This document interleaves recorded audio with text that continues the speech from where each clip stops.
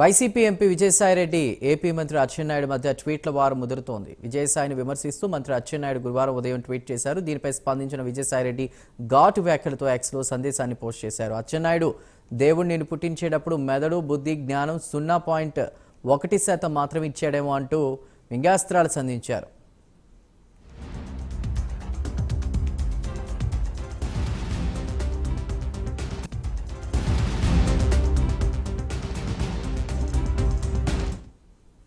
చిన్నప్పుడు మీ ఫ్రెండ్స్ అచ్చి బుచ్చి కచ్చి అని ఆట పట్టించేవారట కదా.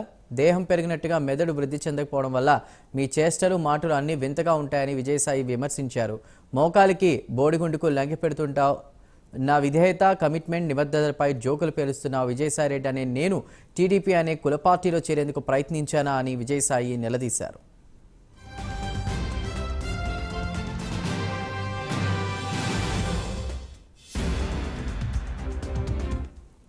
అచ్చెన్నా, నువ్వు ఎంత గట్టిగా అనుకున్నా ఈ జన్మకి నీ కోరిక తీరదయ్యా. భ్రమల లోకంలో గెంతులేయాలనుకుంటే గోఆన్, నిన్ను ఆపేదెవరని విజయసాయి ప్రశ్నించారు. జత ఎద్దులకు ఉండేటువంటి బలం ఉంది నీ ఒక్కడికి.